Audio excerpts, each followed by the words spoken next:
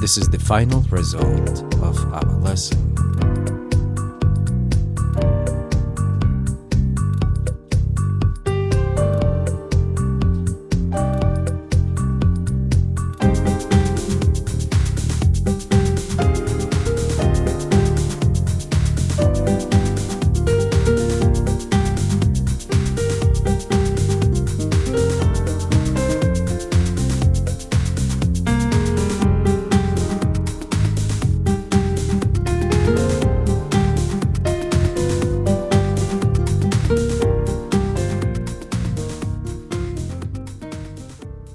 This is how it started. Today's video is related to inspiration. As you probably know, the inspiration could come to us through many different channels and sources. One of them is your instrument, another one is your fingering, another one is your imagination, another one is just basically tuning in into this present moment and taking the inspiration out of the universe. That is why it's so important that you take a deep breath before you start composing or writing or playing anything. And you ask yourself why you want it so badly. What is it about it that you want to pursue? Because very often we are capable as humans to force our creation through our ego expectation.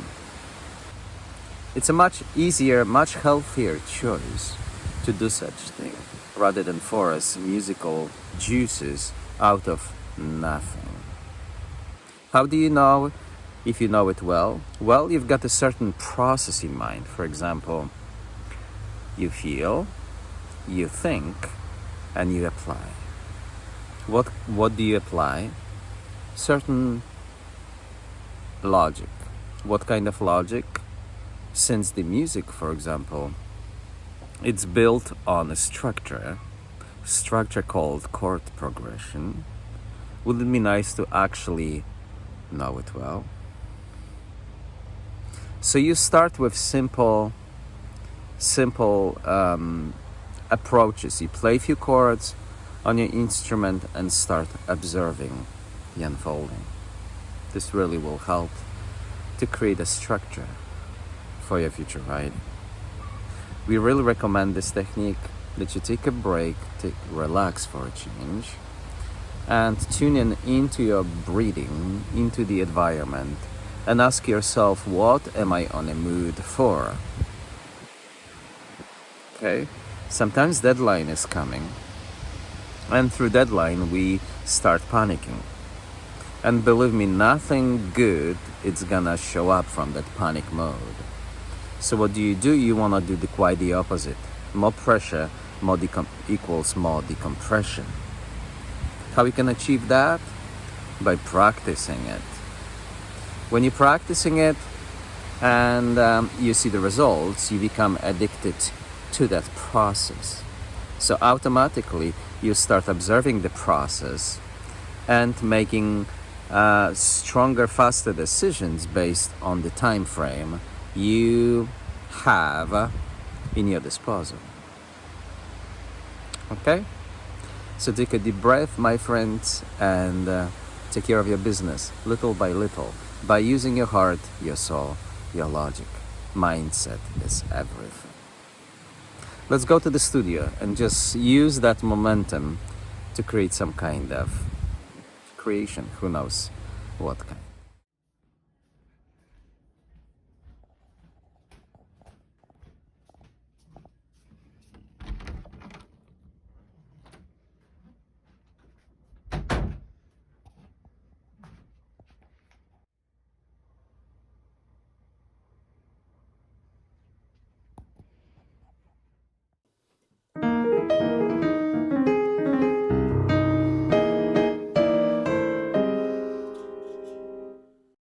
Any music, arrangement or composition needs some kind of structure. The chords progression will give us this work frame, if you wish. Now, once we have this kind of work frame established, we could start tweaking it in a different ways. possible.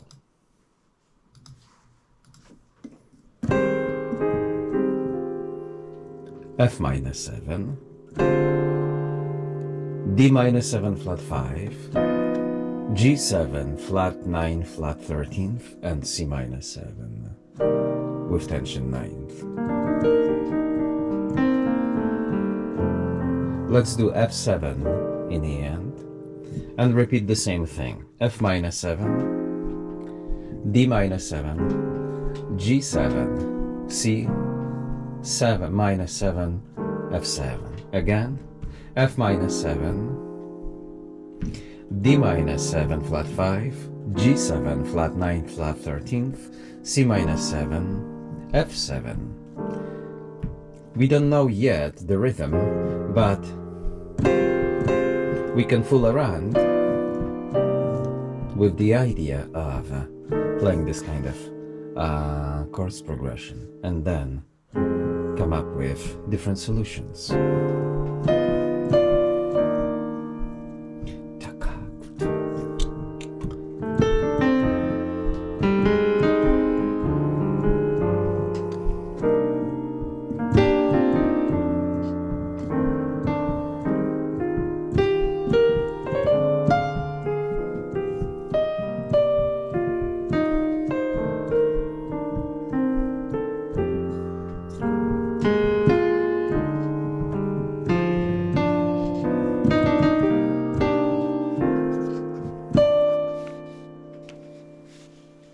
Okay, let's write it down.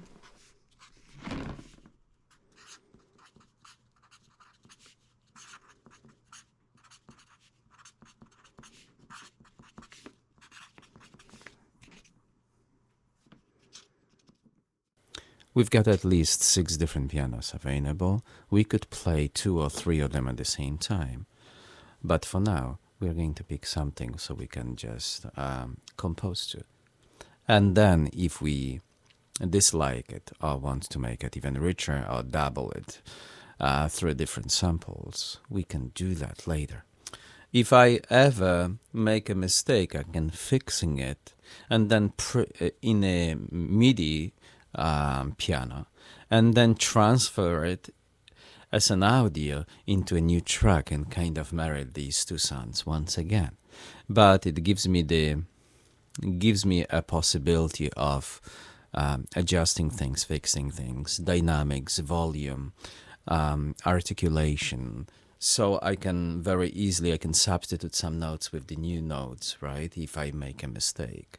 And then print that track into a new audio track and use it later on. So for now, in our rack, we've got only one sampler. But of course, we can create layers, and we will. It's just we have to start somewhere. So you see these numbers 1, 2, 3, 4, 5, 6, 7, 8. They stand for these notes 1, 2, 3, 4, 5, 6, 7, 8. If I hit one of these, like for example 1, you will see this yellow light moving to 1. And it's gonna go until I change it. Number 2, number 3, number 4, number 5, 6, 7, and 8. Okay, so now I decide when to change it and how to change it, how fast. So let's just record something, starting with the 8s. These are samples. We can always change these samples for something new.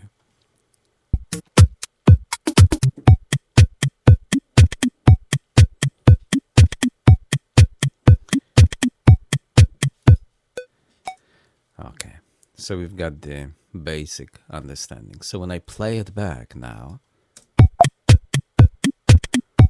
see, the sampler, it's gonna basically kick in and the rhythm appears. The last thing you wanna do is to be too complex with the rhythm. The rhythm is in. It's just one beat is totally enough, or 2 beats to start our work around. Now, the most important is the harmony movement, which means we are going to record the actual chords such as F minus 7, D minus 7 flat 5, G7 flat 9 flat 13th into C minus 7, and this becomes F7 with the tension ninth.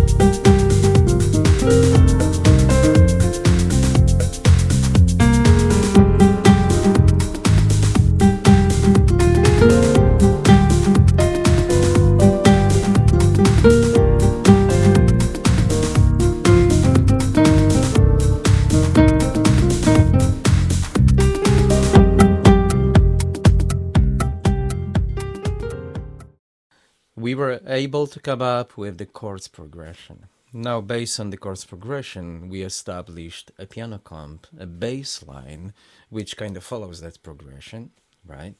And the guitar riffs as well as some little pads under the piano playing.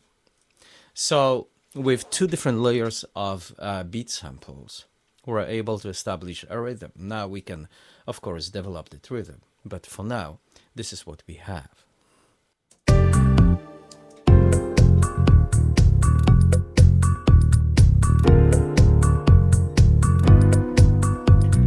you can feel the pulse, you can feel the bass line, the chords progression, what moves with it.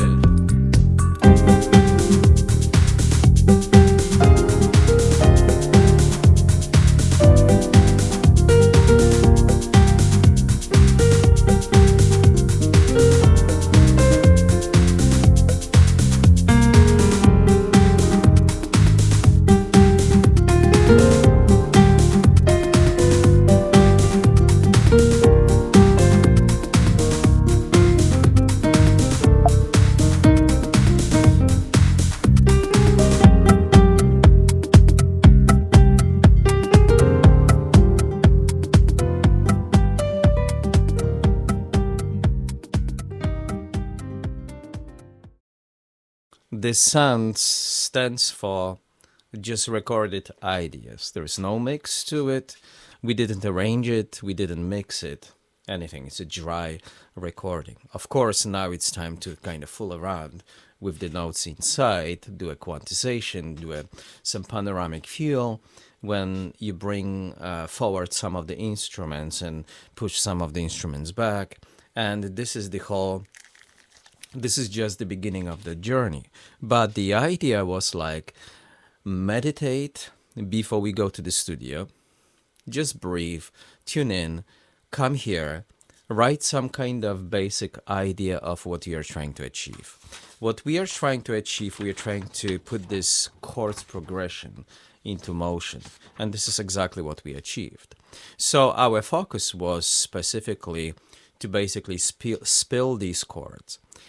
Through this rhythm, search for the rhythm, we came up with these ideas of how to embrace the chords progression through the rhythmic structure.